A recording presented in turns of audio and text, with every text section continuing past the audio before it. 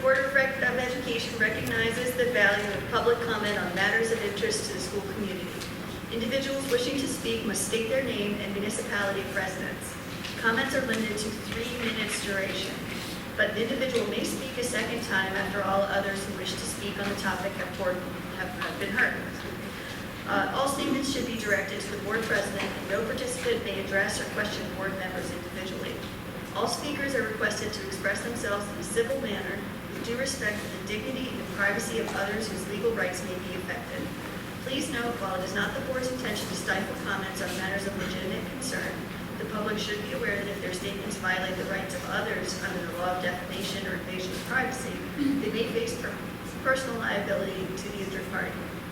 If speakers are uncertain of the legal ramifications of their comments, the board urges them to seek guidance beforehand from their own legal advisor.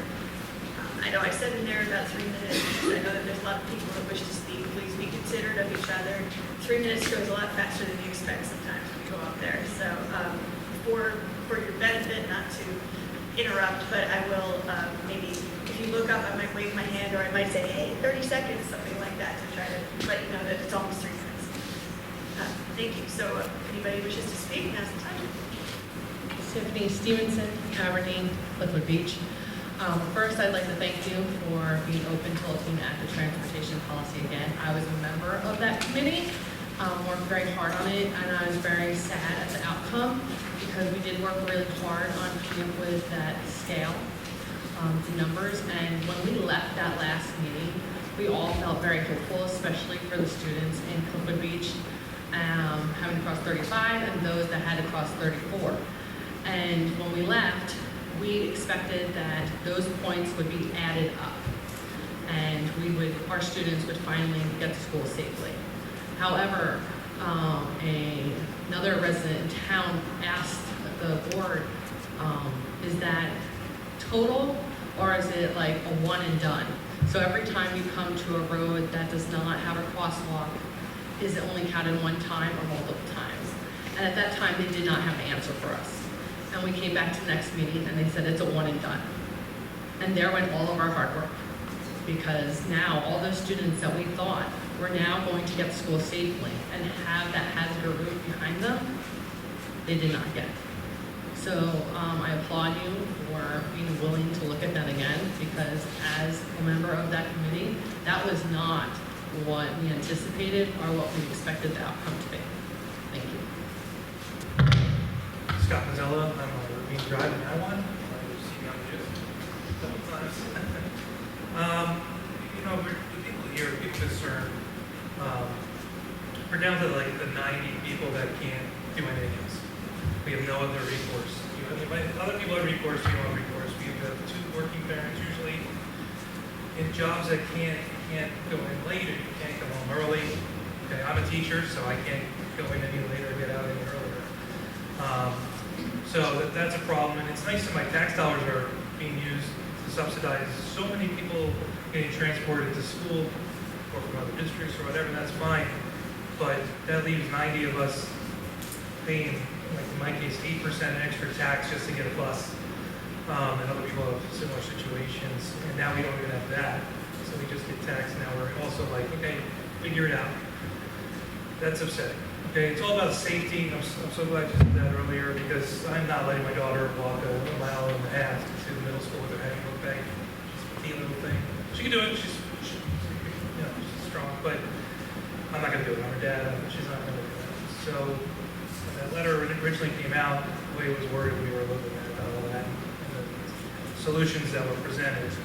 But I am looking forward to working with you guys to figure something out. I volunteer to be on any committee that you so choose to create for this particular issue.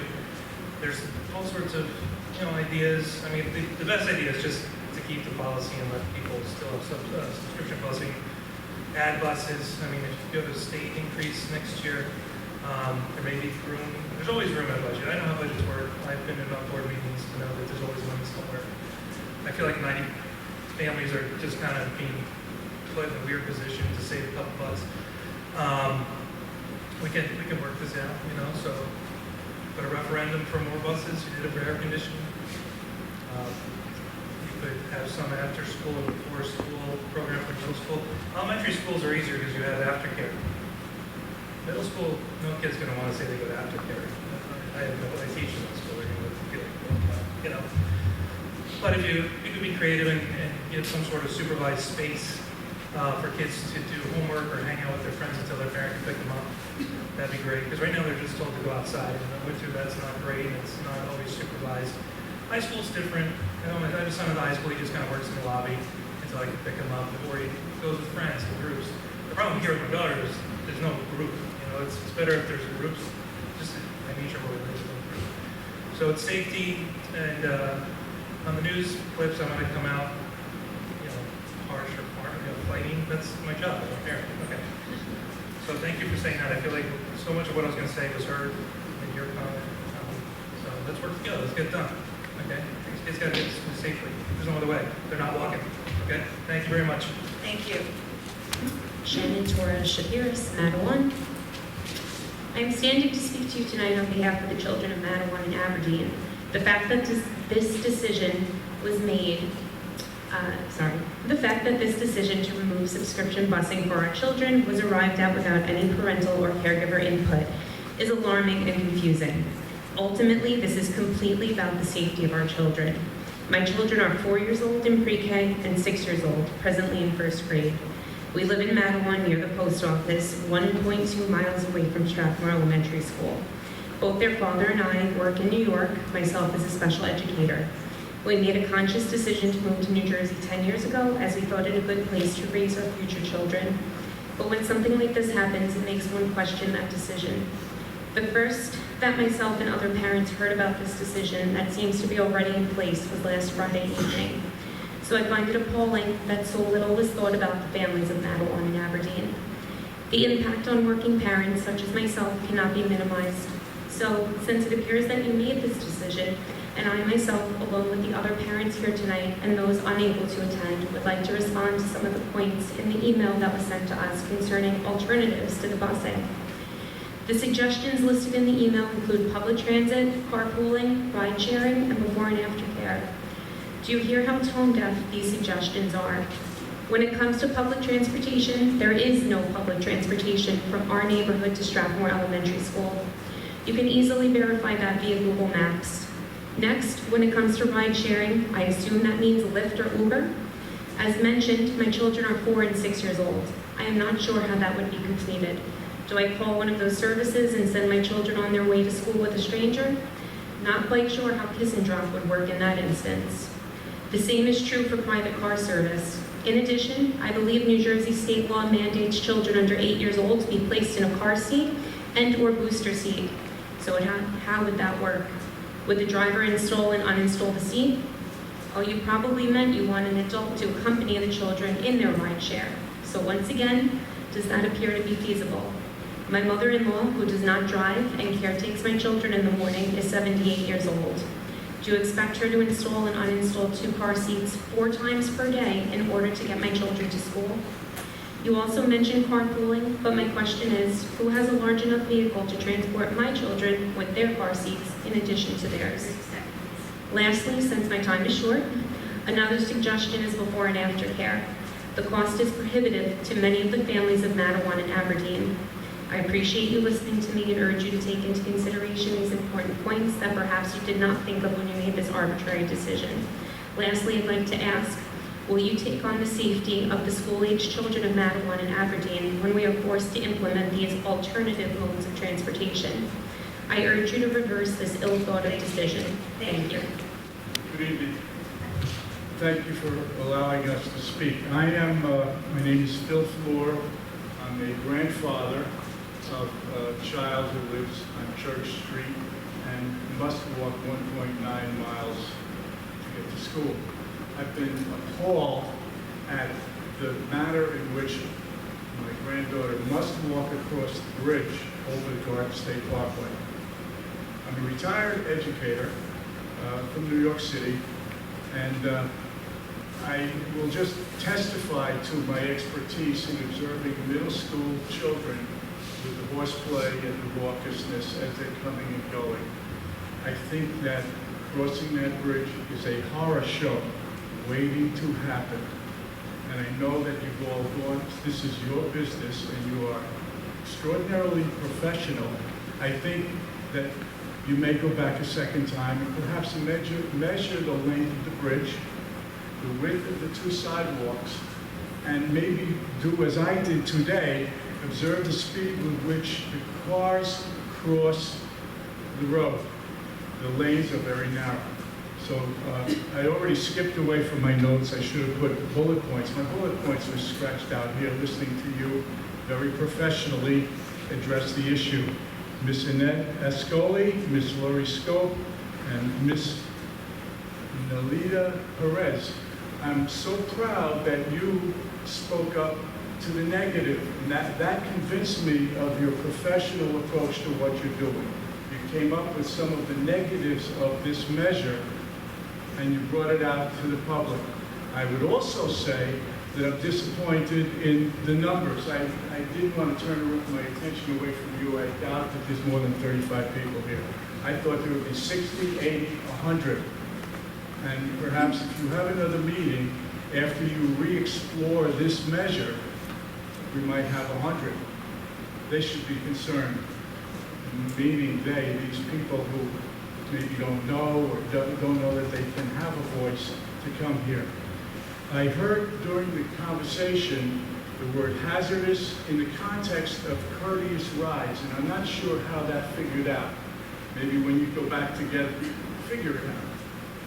Please, it's because I'd like a better explanation. There was none. 30 seconds. Sure.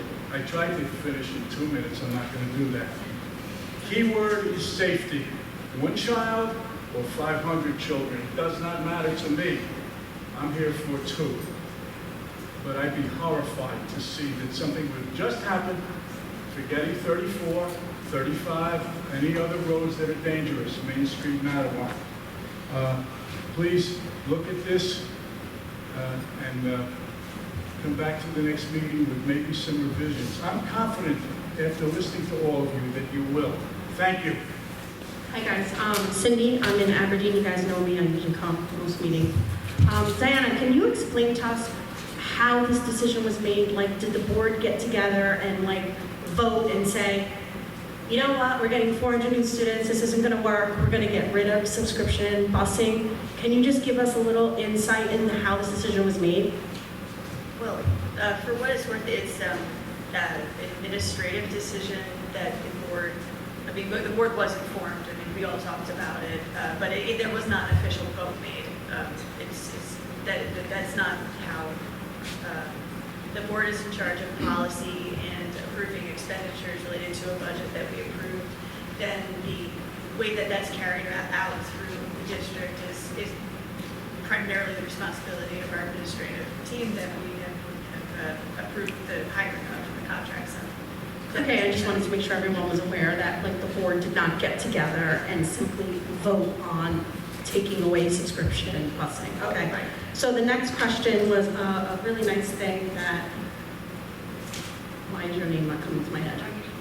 Came up with and said, and said, well, when your taxes go up, we only go up 2%. So we're going to use this very random number, like myself, where possibly my taxes might have increased $6,000 in the last 3 years. And if it increased $6,000, I mean, I kind of did the math here. So I get a nice little letter every time my taxes go up, and it tells me that 68% of my taxes goes to the school board. That's a little misleading, correct? Because you said that you only get 2% of the increases. Is that true? Well, it's the total. I'm sorry, but anyways, it's not to get into too much of town. No, I'm just like wondering. But it's the total levy for the town. So that's the part that our budget goes up 2%. Oh my goodness, now I'm getting confused. No, I'm like wondering Like because it's not going to be 2% of your 6,000 increase, for example, because there was more that went into why your taxes went up 6,000. We had an assessment change and what have you. But the total amount, in the end, the total amount that we get from everyone can only go up 2% per year. So it's not like you guys, like if I did the math of $6,000 increase at 68%, you guys would get $4,080. That actually is not the formula.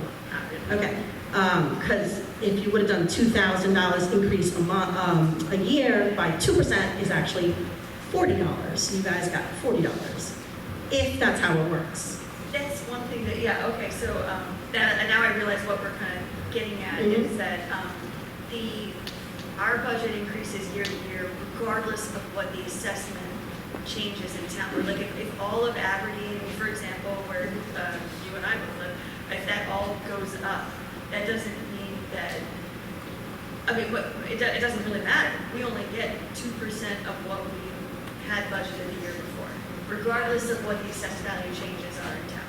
Okay, and I do have one last question, because you guys also mentioned houses going up, so we know that Glassworks is now into the next phase, which means more apartments, and I love the guys that you said, 2 or 3 room apartments. Yeah, no, you put your kids where you can afford to put your kids, and if that's 3 children sitting in a 1-bedroom with mommy and daddy, it happens, okay? Apartments are apartments, and there is a very real possibility that there are going to be children in 1-bedroom apartments, okay? Especially when we start talking about homeless children, people don't have choice, and if that's what they can afford, that's where they're gonna put their kids. So we do know that Glassworks is now into the next phase, and we know they're building that huge behemoth over in Madelon. Are you guys making any plans to maybe look into maybe another study to find out if you're going to have an increase in student population? Yeah, so you can go ahead and talk about the RFP. So when Ms. Case was given a budget update from finance, one of the requests for proposals, she used an acronym RFP. We will be going out for RFPs for a demographer in the spring, so that the work will start happening, and that'll be board approved with recommendation. Okay, and I know I'm almost done. Just one quick question. I qualify for busing because I live in Stratford and my daughter goes to MAMS. And, you know, I could feel for the people who are looking at losing busing, especially because I do work in New York City. My husband works in Jersey City. We leave very early in the morning. And you guys, I came and spoke to you last time. The bus moved. And then my child was kind of stuck there, and I was freaking out because I was in New York City, and I'm thinking, how the hell my kid is in the middle of nowhere, and how is she getting to school? So I want to let you know that I really feel for the parents who are in this really tough spot, regardless of how many, whether it's one parent or 90 parents. And I wish we could come to a solution for that. Thank you. Thank you. Hi, good evening. My name is Maren Floor. I live in Madelon. Thank you so much for listening to our concerns. I am 1.9 miles from NAMS, and I'm horrified at the thought my daughter walking. And I'm just going to be short and sweet, but the one point I want to make is, I know there's a lot of discussion about carpooling. Well, my big issue, I don't even want to be in this situation. I would gladly drive my kid. I would pick up a bunch of kids if I could, but I'm working. I can't drive. And a lot of parents that have to pay for subscription busing are in the same predicament because they have to go to work. So how are we supposed to carpool where none of us can drive? So it's really a big, I'm just very, very frustrated, and I do pay a good amount in taxes, and it's a little bit infuriating that I don't know how to save my daughter to get to school next year. So, thank you. I might be too tired, I'm a little nervous. Just to add to hers, because I don't want to forget. What did you just say? What was that? Michelle Lucio, I live in Madelon. What was the last thing that you just said? Carpooling. Yeah. When this was occurring last time and you guys were going to get rid of it and all that, the busing, or you weren't able, there wasn't going to be enough seats, forums went out on Facebook, on all these pages. No one wanted a carpool. No one had enough room or insurance reasons and all that kind of stuff. It was a big thing. I wound up paying someone almost, I think it was $60 a week to bring my daughter to school. We're 2.3 miles away. My daughter is 15 years old. Today I got approached by men asking her, hi sweetheart, 15 years old, by herself. Where do we live? Walking down Ravine Drive to go to high school. School starts at 7:04 in the morning. She'll have to leave at 6 o'clock. I'm a bus driver. I watch these cars drive like idiots. They pass me with the stops. My stop sign open, all that kind of stuff. There's so much danger. There's not a group of kids to walk together. These rules were implemented way before 1967 as far as walking to school 2.5 miles and 2 miles. times have changed. We don't have neighbors watching after our kids. We don't have groups of kids, like I said, all in one spot that they can walk together and be safe. I paid $3,000 to get that bus for my daughter if I had to, because I want my daughter to be okay. And it was sort of an only child. God forbid something happened. If I was there today when she was a girl trying to die, I wouldn't be a bus driver anymore. See what I'm saying? It's very important. And here's my other point. I know you're going to give me 3 minutes. I'm almost done. And I'm shaking. I'm nervous. But as a bus driver, I drive over 253 miles a day as a bus driver. I get an oil change every 7 weeks to 8 weeks. That's what I get. You guys are saying every week. Doesn't make any sense. I fill up my gas tank for $83 almost every day, or $73. Depends on where I go. So where's all this cost going? You got 90. If you only had 90 of us getting on the bus, that was $92,000 and whatever, $92,000. What? They're not. Madawan is not driving on all the highways for us. We're in town. You're not driving the mileage that I'm doing every single day. So what are you getting fixed? I drive Parkway 195, the Turnpike. Not the Turnpike, 195 18. I drive on all through Lakewood at the end of the day. My bus gets repaired. I drive fast, don't get me wrong, but I don't drive like now. So what cost do you guys really, what do you do with your buses? Because then they need me to come in there and help train. You say you don't have enough employees there. I put an application in, I worked for Madawan for 1 summer to cover somebody because they were on vacation. Nothing happened in September. 6 people when unlimited autos closed down. 6 people, we all went to different places. They all applied. No one got called back. And I can name all 6 people. So if you're down people, you know how many people wanted to work for this town? No one gets calls. And I swear on everything, you call me, I'll give you the names, numbers, all 9 yards. My time is up, I know. So if someone else wants, I'll come back. Thank you. Good evening, my name is Janetto. I'm a resident of Aberdeen Township, and I live in the Cliffwood Beach section. I have 2 kids, one's currently a 7th grader at MAMS, and I did have the privilege and the opportunity to pay for subscription busing when he went into 6th grade. And I could say once he became a 7th grader, he didn't want to ride the bus anymore, and he chose to ride his bike. But that was his choice. I, as a parent, like the idea of having the opportunity of putting him on the bus if I felt like I needed it. Now, when you receive this email, I was extremely devastated because I have a 5th grader who is going into MAMS next year, who is my daughter, who is not going to be riding her bike to school. It's just not in her nature to ride her bike to school. She would have to cross Route 35. We're all aware of the hazardous route that would be. The calculations on that graph you have are baloney. I can't see any child meeting any number, like adding those numbers up. It's nearly impossible to become a hazardous route from Cliffwood Beach. There's no sidewalks. The kids are, even to get to the bus stop, the kids are walking on the street. But let's just get to the bus stop. And once they get on the bus, they can cross the highway and get to school safely. The bike situation at MAMS is horrendous. There's fights. There's no control. That's a whole other topic. But let's keep the kids on the bus safe with an adult. Let's control the traffic at MAMS. You're telling people to drive their kids to school. Has anybody ever been there to pick up or drop off? Because I have to pick them up when it's raining because they don't want to ride their bikes in the rain. Here I am rushing home from work to get there, to get online, so I can get my kid out of school and get out of there to get home. That corner by LA Fitness over there, by Wink, that's a mess. Let's talk about that. Getting across that to then get by Bagel Shop to cross the highway, by family, whatever that Dollar General, then there's nobody else in Cliffwood Beach crossing the kids on any road.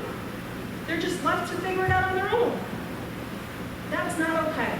I'm sorry, that is not okay. The kids, we as parents need to have the opportunity to put them on the bus if we want to. Like this mother said, I would pay more money if that's what it is, but give us the chance to do that. Don't just take it away. That's not the solution. You don't just take something away without discussing it with the public. And that letter that was sent out, that was not appropriate.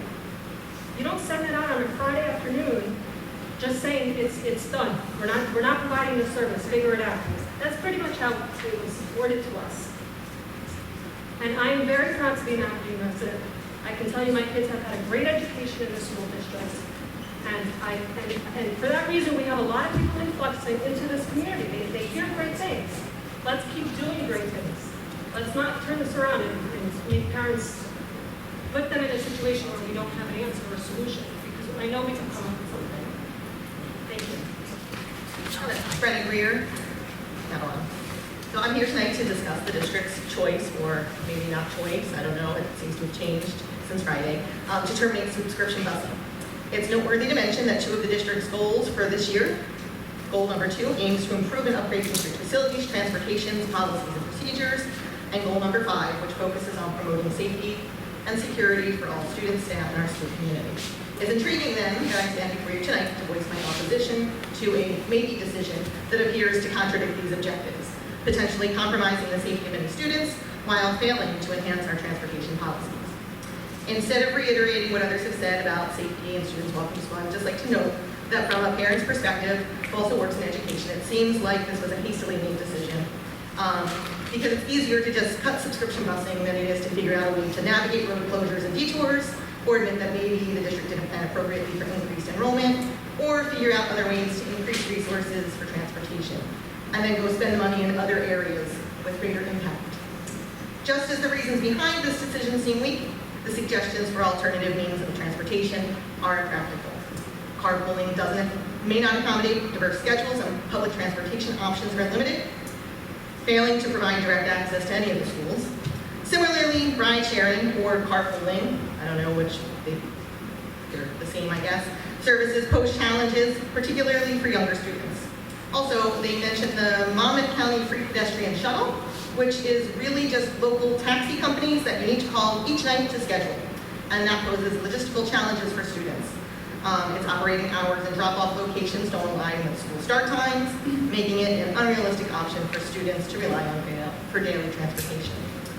In education, we constantly encourage staff and students to go above and beyond, to try their best, to problem solve, to think outside the box. Yet we find ourselves removing a service that families rely on, simply because it's easy. I've heard people say, not necessarily here, but people saying it's only 90 students affected by this decision. Families can figure it out, which, given the size of our district, is not a huge number. However, I believe in a different approach. It's only 90 students. Let's figure out a solution to ensure they have a safe and reliable way to school. Thank you. Scott Mazzella, I still live on Ramiro. I just want to share a story, because we're talking about potentially 90 more kids on the roads at different times. And Google tells us how far the distance is and how much time. We're talking about people who have not yet mastered reason or logic or good decision making in a lot of cases. When I drop my son off to high school in the morning, I'm able to do that because it's early and I can go to school and get on time. I always take the same way, and I have to go back up. I come through Little Street and go back up Church Street up to Broad Street. And there's that hill with the curve, that famous hill. And I don't drive fast in the morning. And the way my car headlights were aimed, they go forward. And as I was approaching this, there were no street lights. It was dark. It was when it was dark out in the morning. As my headlights turned with the curve, 3 girls were crossing the street, not on a crosswalk in the middle of the hill. I stopped.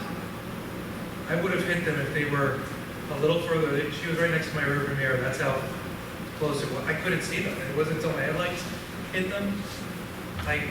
That was close. I was rattled. I'm sure they were rattled. I was a little annoyed that they were making such a horrible decision to cross there. The kids make horrible decisions, and they're on our roads with other people making horrible decisions. And that's just not a good recipe. I mean, I believe one of your own employees was hit by a car just a few feet up there and nearly wrecked his life. I don't want to see that happen to a student. It's just a kind of not that busy a road compared to 35 and 34. This is what we're talking about. These are the thoughts that are going through our heads when we think our kid's going to be walking. So we really have to do it. So thank you for letting me speak one more time. Thanks for all you do. Again, and so from the beach, I just have a question. I know that we're lucky enough to have our buses all in district. I work for the school district and we contract out. So there's like J busing service and first student, whatever, a zillion companies. I know that we have a very good situation where we have our own employees driving our kids, which I'm very proud of. But I'm wondering if there's a way to work around that. Like if we need more bus drivers or if we need more buses, like there's other companies out there that can drive students to school. And the other question I had was for the homeless population you're talking about in pitfalls or wherever they are our own buses picking up, or is there like a minivan service? Because there's van services that do that. I work in a district where we have homeless kids that get picked up at the school, but they're being driven in like a minivan school van. You know what I mean? It's not, we're not wasting, I'm not saying wasting, we're not utilizing a whole school bus for a smaller majority of student population. Does that make sense? For the 40 vehicles we have, they range all in size, so if that was the case, we do have minivans that would be able to do the route, and if not, we do contract out. Okay. So then, when you're talking about that was a reason why you can't provide subscription busing, then that's not true. Well, we do contract out for some of the routes, and some of the routes, it depends on if we know at the time we're creating the routes, if we have the vehicles or not, and then if we want to, if we don't, or if they, come throughout. So why wasn't that thought of or considered for our subscription students to contract out, as opposed to just taking it off entirely? I can't speak to the past, but I believe, I'm making an assumption here, but the cost to contract out is enormous. But then put that on the parents. I mean, Like we then, can, right, then that's price it why- out. And let That's us why know. we're here to listen. I mean, Right. if that's something that, that's to be under the shared education. And even if the district pays half of it and then the parents have to pay the other half, or whatever the numbers need to be. So I believe you can reach out to Monmouth Ocean Educational Services Commission, and they are going ahead and working on routes for parents that can't get their kids to school for contracted services.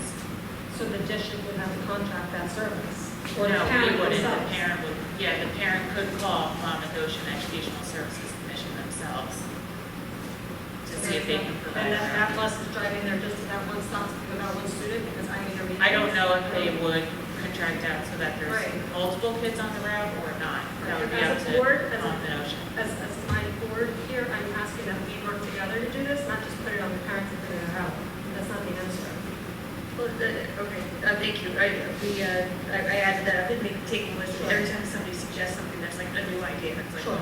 okay, right. And I appreciate this, I feel like this conversation needed to be had before that letter was sent out. Right? Like, you don't just make a decision like that that's gonna affect your students without speaking to parents, or getting ideas or suggestions, or brainstorming, or what have you. Because now I feel like we're being reactive, we're not being proactive.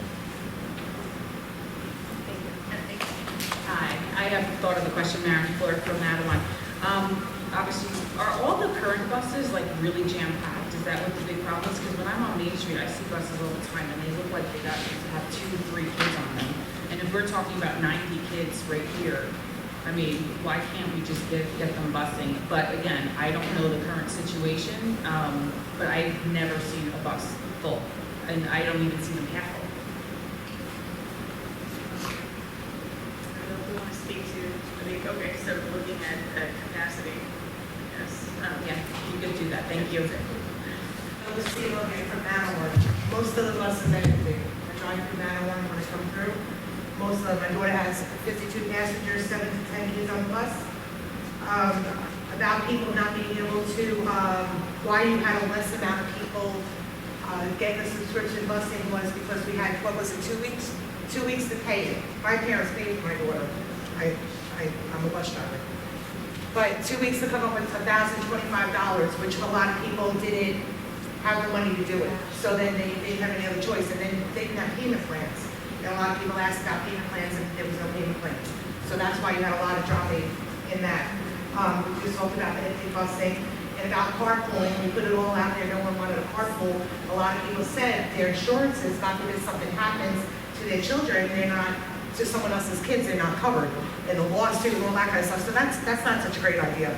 And all the construction that is going on, I'm right there where Cliffwood Avenue is in Chelsea Village Apartments.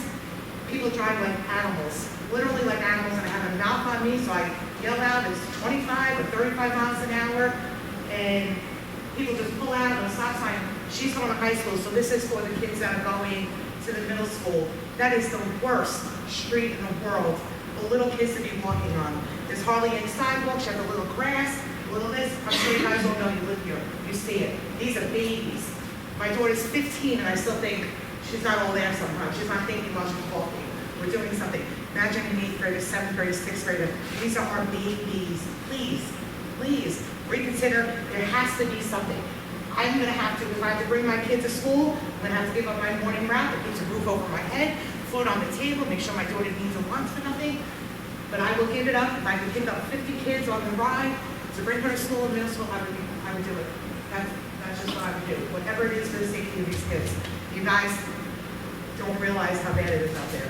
You're not driving during the day, you're in the school, whatever you're doing, or whatever you guys are working. But people do not care, there's no consideration. There's none, they don't. And I see it as a bus driver, put the stop sign down, like I said, people just go. They don't care. So they're not stopping for that, they're not stopping for these kids. Thank you again, bye. Thank you. Tiffany Stevenson, Aberdeen again. I am a teacher in another district, and I know that one of the things they do on the first couple days of school is send a letter home to every student who is given a bus. And it is a paper the parents can sign a waiver saying that their child will not be riding the bus for that year. So is that something that we already do or something that we can look into so that way we know exactly how many spots are not actually being used? Because I know I'm friends with some of them, the parents that they do qualify buses, but their parents rather just drive them in the morning, because it's easier, or on the way to work. Can you answer whether you do that already? We have done that, and the response from parents, which we understand too, is that they need the bus for Monday, Wednesday, Friday, or Monday, Wednesday, or just to arrive to school, not dismissal. So it's a very low percentage in terms of the same what we don't do.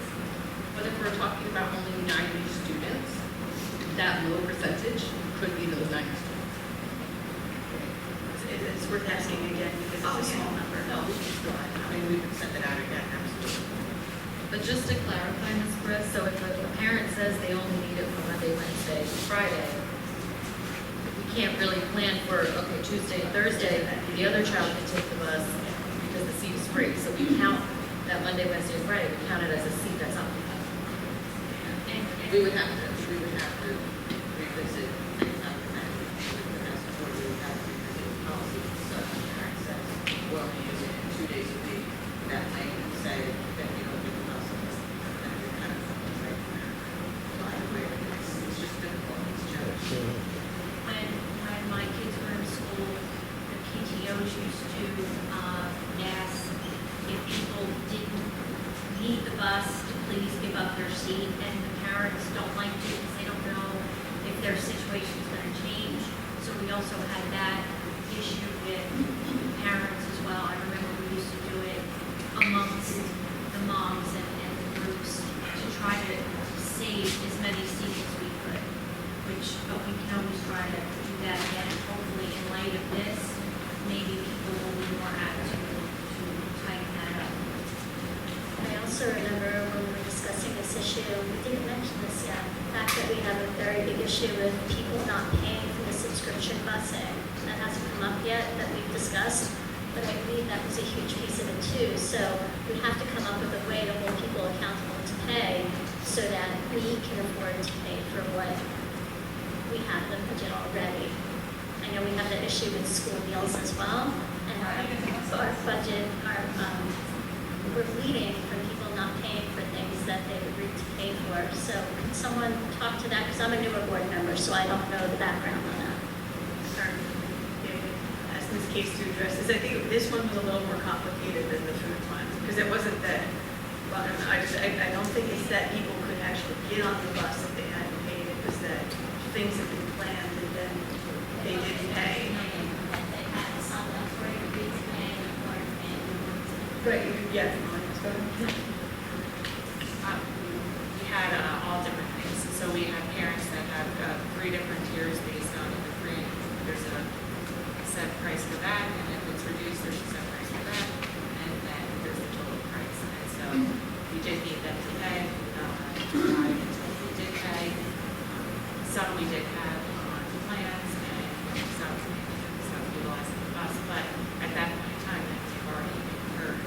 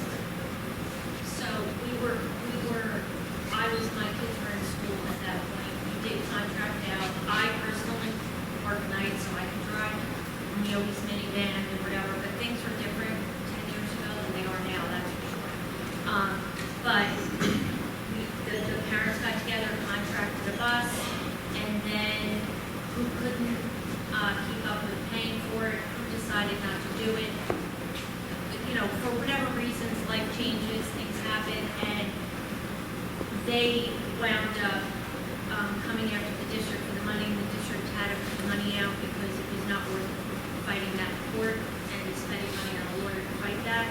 So, yes, the district wound up flipping, bill, and there was no more bus.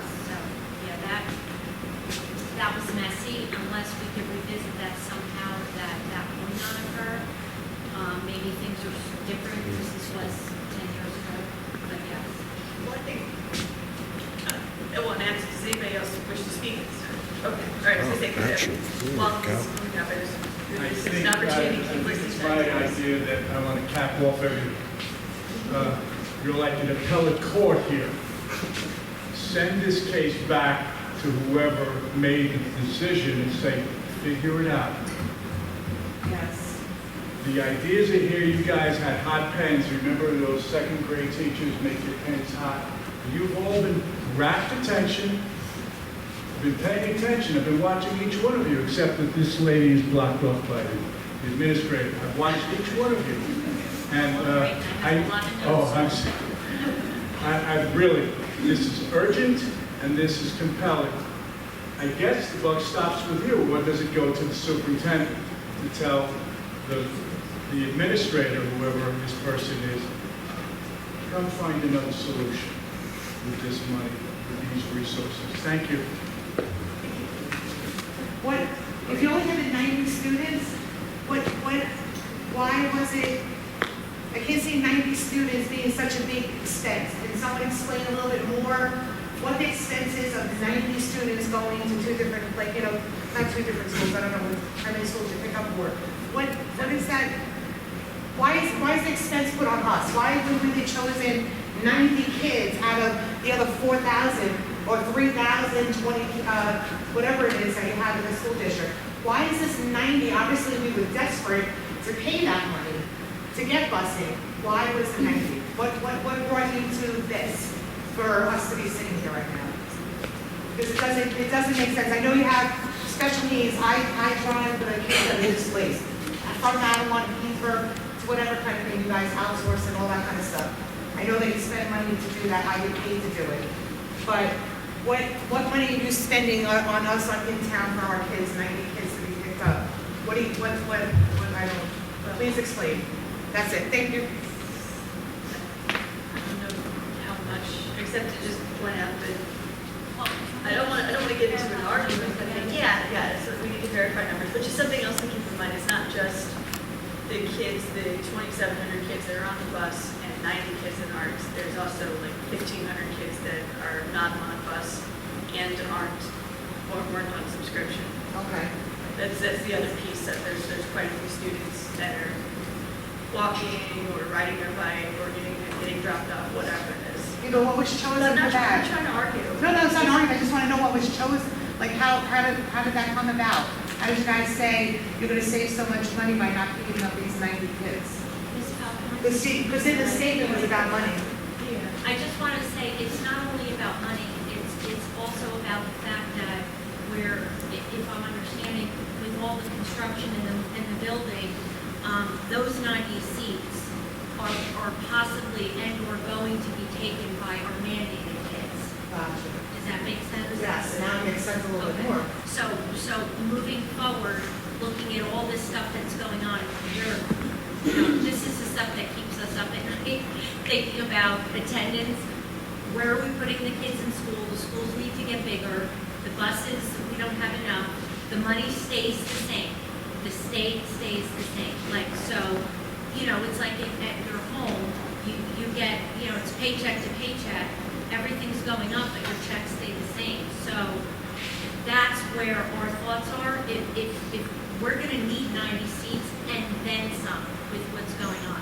Okay. That's what we're thinking moving forward. Maybe not right at this moment, but we're trying to look forward, and that's why we're talking over these next few months.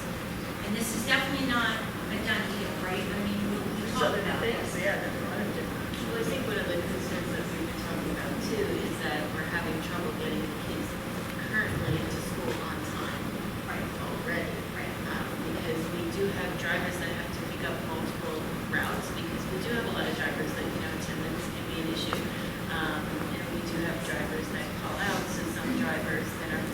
multiple routes. We're trying to make sure our schedules, routes, and, you know, we're trying to make it all work for the kids already on the bus, and that by law, you have to get there to, I mean, every child, we're trying to manage, it's like a big puzzle, you know, that we're trying to manage it all, you know, short staff, yes, there, you know, we're always trying to hire, always,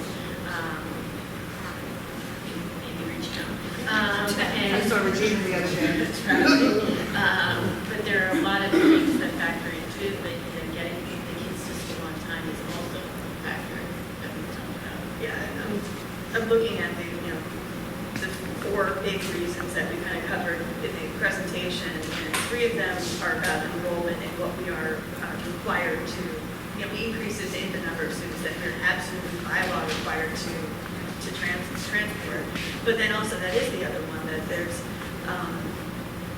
with traffic, increased traffic that we've all been talking about, and for the next couple of years, some big road projects that are, some of them are county road projects. I mean, it's not, we don't have that much control over them. Like Aberdeen Road is a county project. And anybody that's driven on it when it's flooded knows that it didn't happen. But it's a year and a half, and that's a long time to get the kids who are absolutely required by law to get to school on time.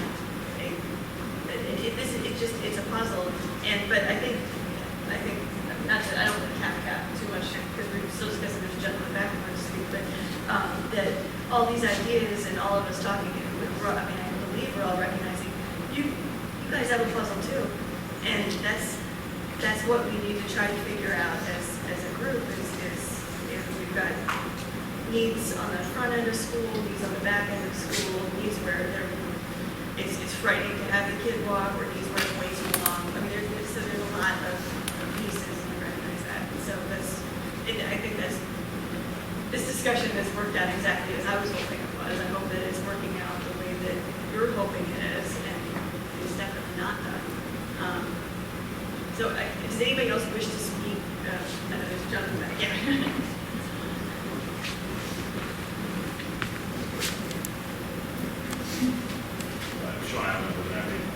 Thank you all for what you do.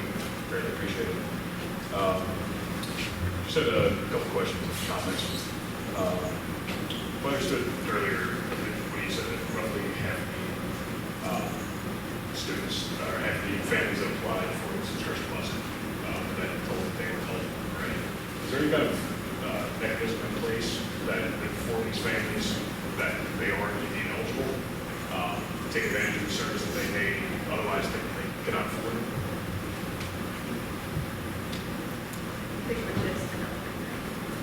Yes, with the route itself and reuse, we do capture some of the hazardous route children, and a lot of times what happens is they're switching schools and they don't know that they're actually going to receive busing.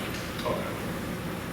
Is that something that maybe should be looked into? I mean, I don't fall in that category, but I just hearing that 50% of people applying were already eligible, I imagine there's probably more that didn't apply because they couldn't afford it.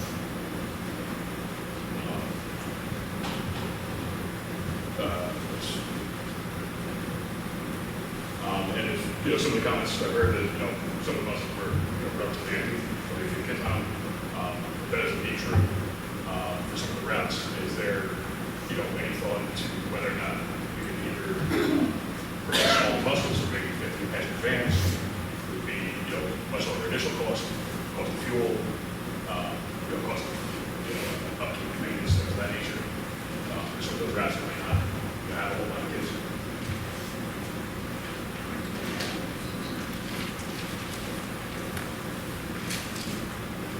And there's some other outside influences to other towns, like there's new condo development, I believe that's 280 units, just over the border, off the Boyd Road, going to Morganville. That's going to create a whole lot more traffic. A lot of those people are traveling to the Parkway, so that's going to create more hazards. The traffic, slower bus routes, slower routes for parents trying to get to school, kids walking, slow them down, things of that nature. And then just say one more thing. Is there somewhere where I can find like a line items where this is in the budget for the cost of the school? For the busing? Yes, so if you go to MARSD.org and you click on departments, finance, you'll see budget on the left-hand side. Okay, perfect. And, you know, if this does need to go through and it's taken away, is there any thought as to where, you know, that extra money might go to, or be used?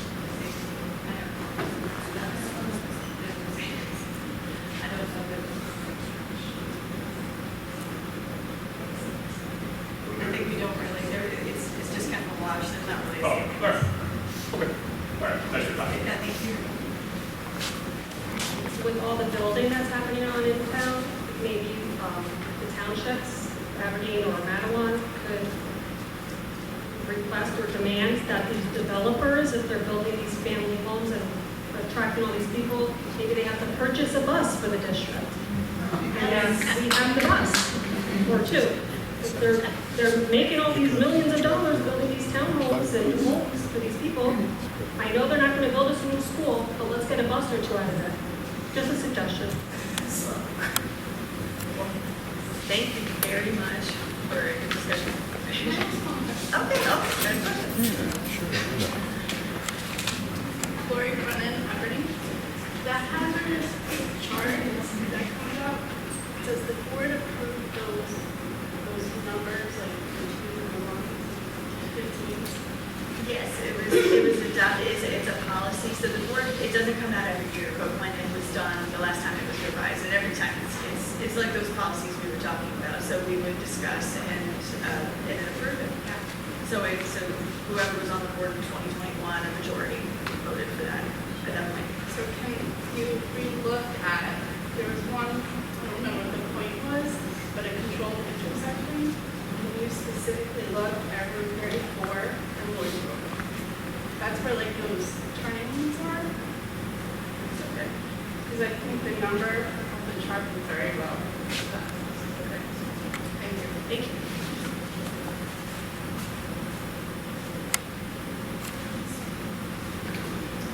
Okay.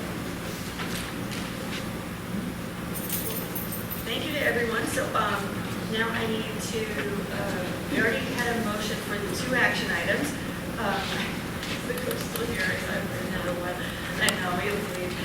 But anyway, so we need a roll call vote for the 2 personnel items.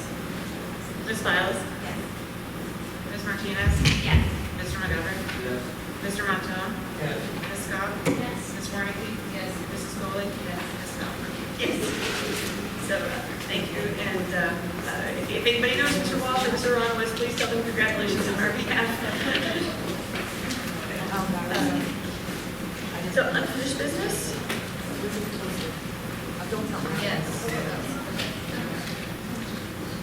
Just with the new calendar coming up for next year, I'd like the committee to get together so we can align on our thing, new things for next year. So if anyone wants to put something, please reach out.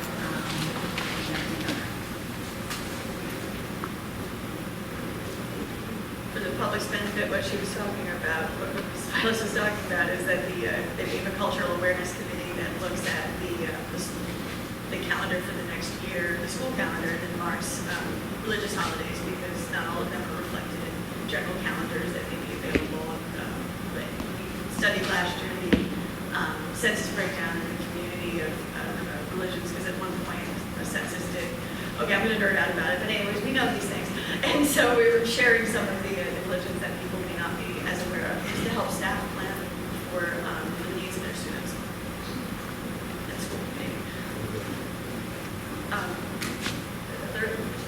Yeah, I was wondering if we had an update on the website provider, the vendor. As I mentioned, my personal work, I use software vendors for a lot of things. And every year, they have to basically beg us to re-up our contract with them. And if they're not providing the services or the training or whatever, we look at that. So I know that we have a vendor. I know that they must have a representative that can work with us. I would love to see some improvements to the website. So we just want an update, so we just want a committee that includes staff members from each of the participants.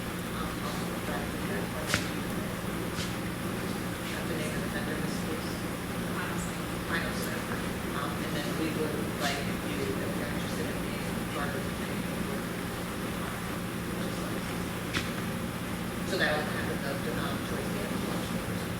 Thank you. It's not, I just wanted to ask a question based on transportation stuff, but it's not all business. Is it okay now? Yeah, I think we can move on to the business or next level. Okay, I just wanted to, Ms. Case, can you explain again the oil change?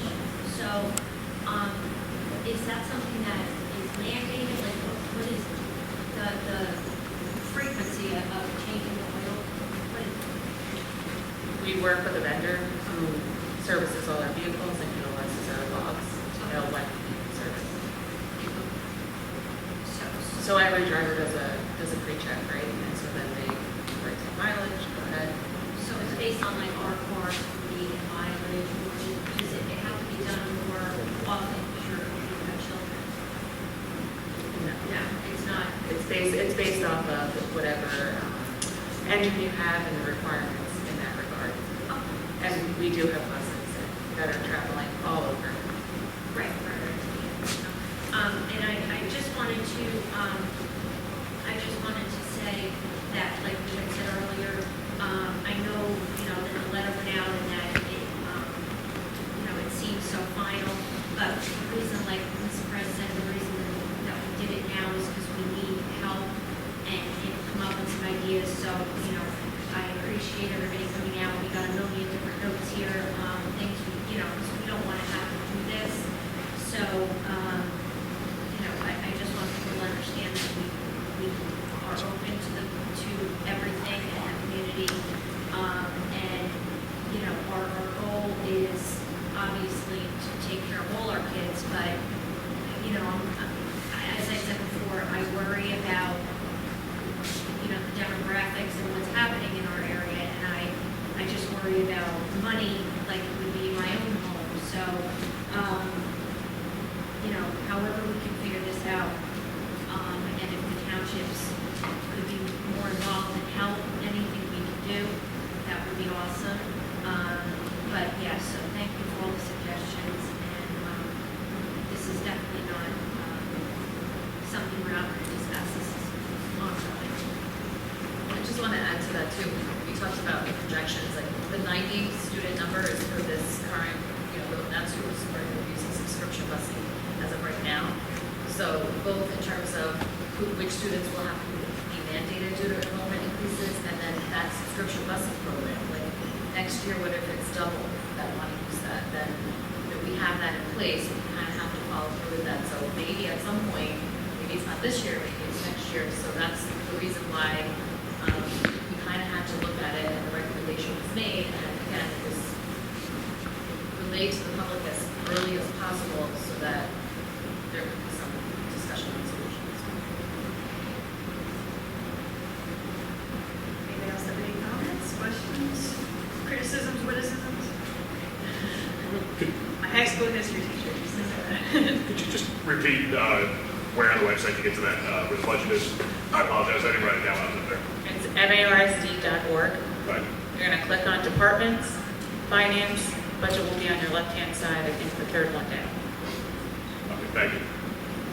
Departments will be across the top, finance will be across the top, and then budget will be on the left. Perfect, thank you. Okay, so, thank you, everybody. We're moving on to a second executive session. Be it resolved that a closed session be convened for the purpose of discussing privacy, personnel, and legal matters. The subject matter of these discussions will be disclosed to the public when the reason for confidentiality subsides. Although the board cannot guarantee it, the length of the executive session is estimated to be 60 minutes, after which the public meeting of the board shall reconvene and proceed with business. Action will take place. Can I have a motion and a second to go into executive session? I'll motion.